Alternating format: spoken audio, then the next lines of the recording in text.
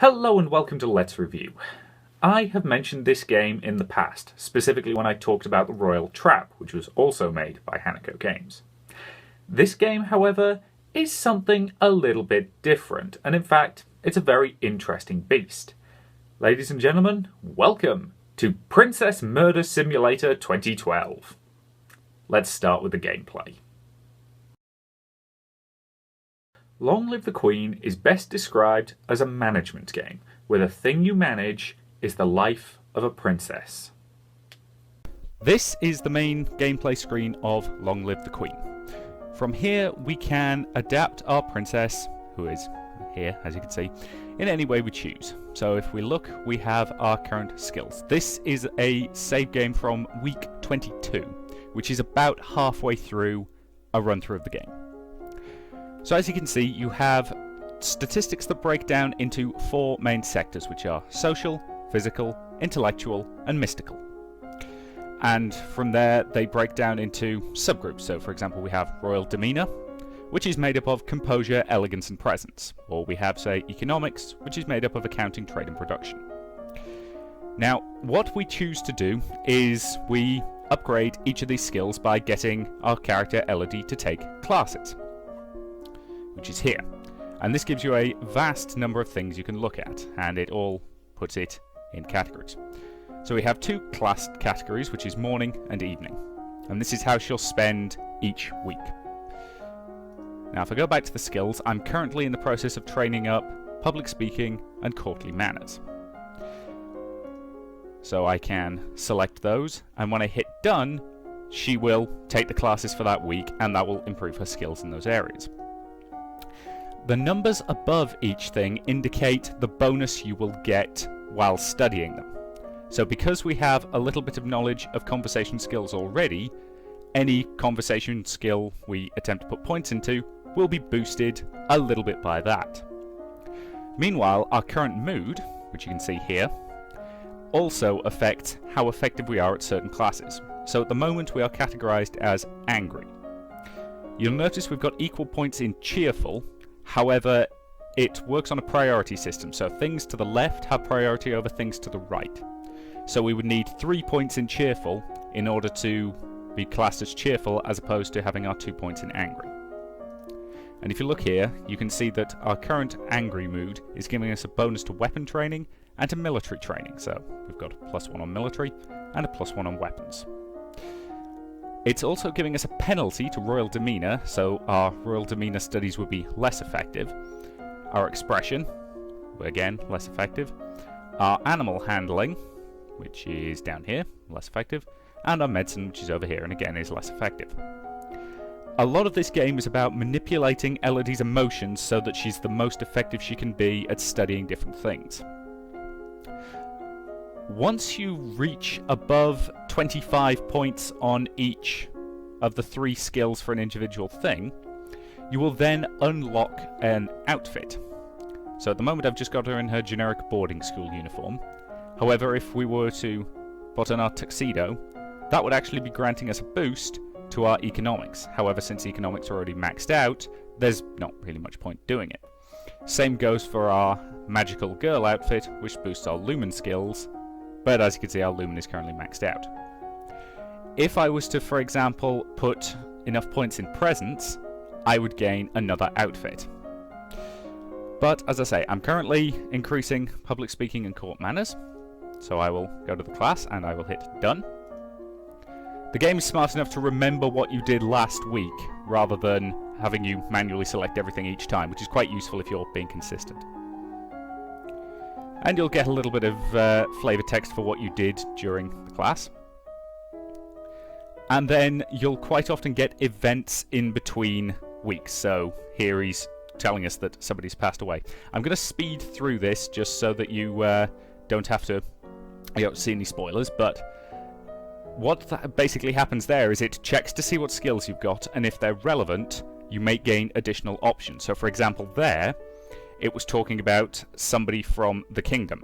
So if we had knowledge of internal affairs, that would have increased our knowledge and may well have given us additional options. So I made my decision there. And from here, we can look at various stuff here. So, if we check our mood again, we're currently angry. And this is the screen where you really manipulate Elodie's emotions. So, for example, I could increase our willful and our lonely by sneaking out. I could increase our yielding, our lonely, and our cheerful by playing with some toys. And occasionally you'll get special events like this, which will not give you any indication of what will happen if you do it. That will almost certainly affect our mood in some way, but it's a gamble as to what it will be. I personally am going to attend a service, which reduces my anger ever so slightly. And then we're back to this screen, and as you can see, we are now classed as cheerful. This gives us a boost to conversation skills, which is good, because that's what I'm training at the moment, and athletics. So I'm once again going to train up public speaking and court manners. So I'll go to the classes, do that.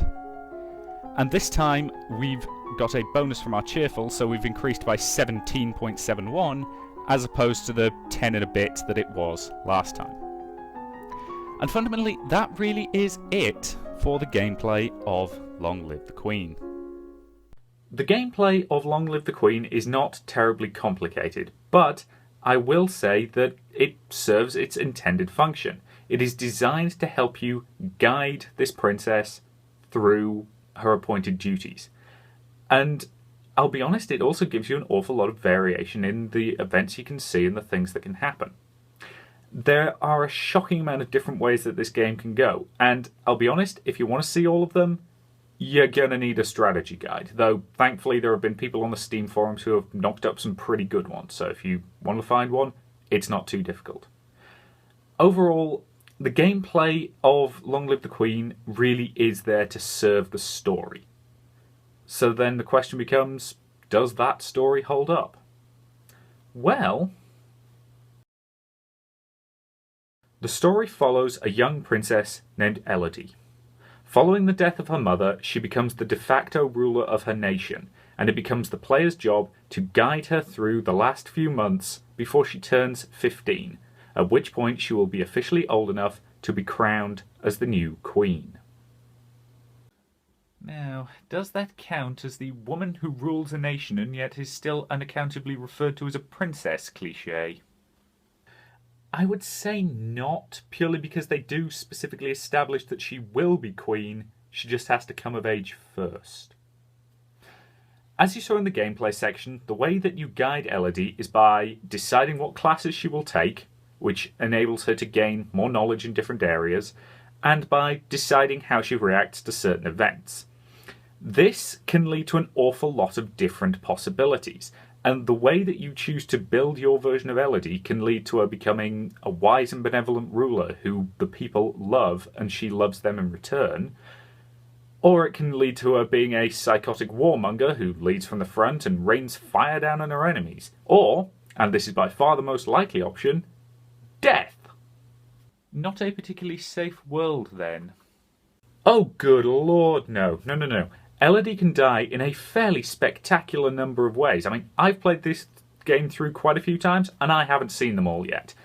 Yep, there are things including, but not limited to, arrows, stabbing, poison, magical attacks, and drowning.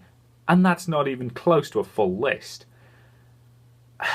But, with all that said, there are also a lot of good things that can happen, including one of my personal favourites, saving the entire kingdom with the power of song.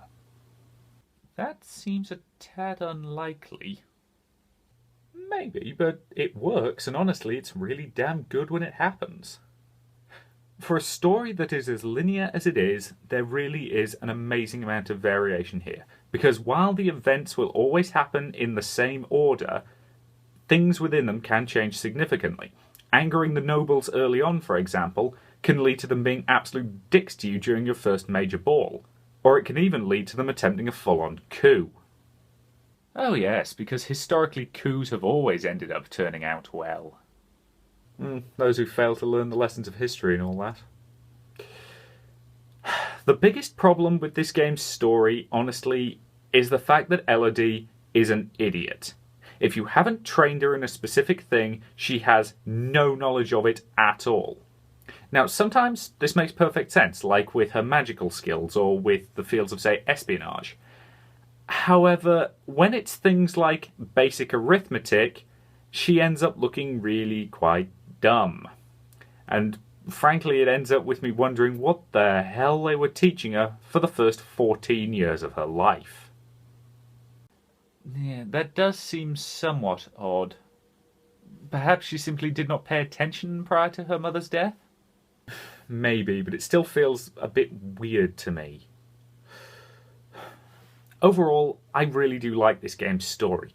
There's nothing massively new or creative about it, but it has so many little elements that work really damn well, especially as a game to be played multiple times. This really is a game that absolutely begs to be played through many, many times so that you can see all of the little quirks and changes that result from your different decisions. And honestly, I can strongly recommend that you do so. The art for this game is not bad at all. However, it is a little limited at times. The only character who ever gets a full body shot is Elodie herself. Every other character is limited just to headshots in the little portraits to the side. However, they are very well drawn. They're just not to my personal tastes. If you like that kind of fairly standard looking anime art style, you'll probably like it here. The backgrounds likewise are pretty good. I don't have any that I dislike in any way, though there are none that really set my world on fire. Overall, the art is pretty good. The music for this game is actually pretty interesting, mostly because at least 2 of the tracks are remixes of God Save the Queen and the classic Funeral March.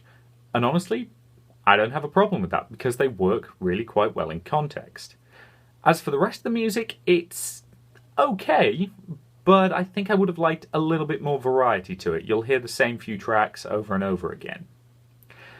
As for the sound effects, they're not bad at all, but they're fairly inconsequential. You won't notice them a lot of the time, which isn't necessarily a bad thing because sometimes subtlety is good.